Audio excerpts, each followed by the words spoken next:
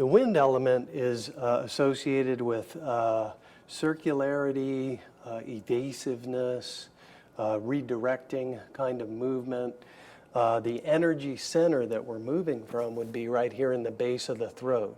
And again, I'll remind you that doesn't mean I'm sort of leading with my throat. I don't throw away the elements I've already developed. So groundedness, fluidity, connectedness. I don't throw those away.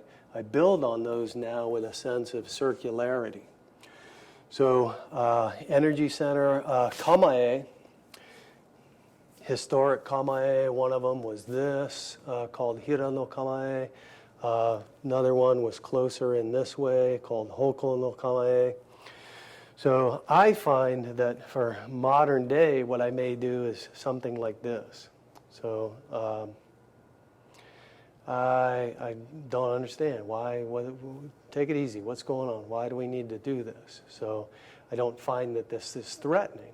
So one of the things we want to avoid is I certainly would not, looks like I'm going to get in a confrontation, I wouldn't strike some kind of historic pose and say, okay, I'm ready for you. I want to look as natural and unmartial arty, if you will, as possible. So take it easy. Take it easy. We don't need to do this. So this might be what I would call a modern or a street version of HIRA no KAMAE, this big, wide one that you saw in the historic training. So a couple of drills for you to work with.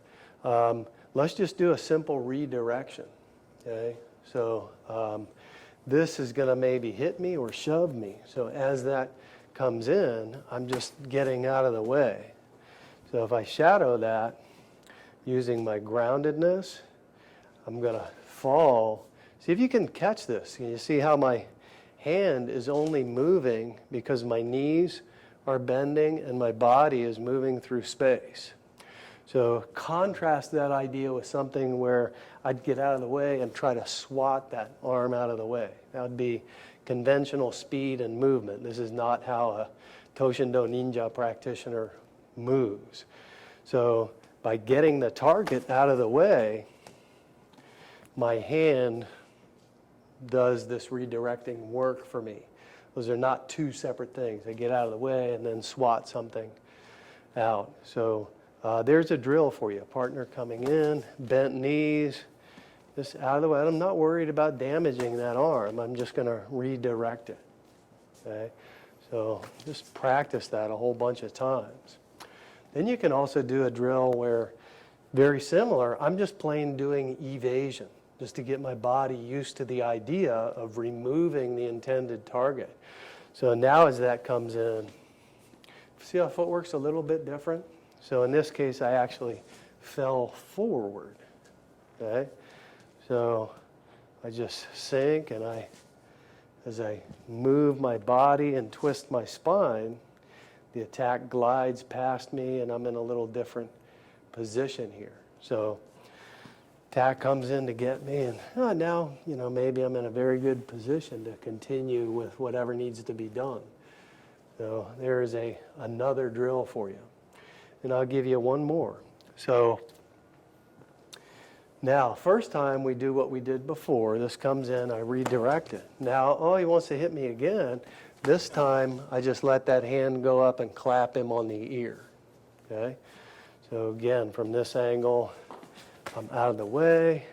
And now I just let that hand come up naturally and clap him on the ear. Now again, be very careful, because with very little power, or very little intent, I should say, you can create a lot of power.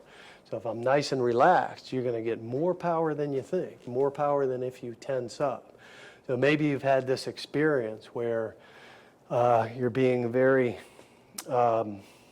articulate and gesticulating with your hand. You didn't realize somebody was there and you smacked them. Have you ever done that? I've done that before, and I'm amazed at how hard I hit them and how it felt like nothing on my hand. That's kind of the energy we would be trying to recreate intentionally with this relaxed, windy kind of a hit that way. So there are a couple of neat drills for you to enjoy and work with as you try to get some kind of a working understanding of our wind element.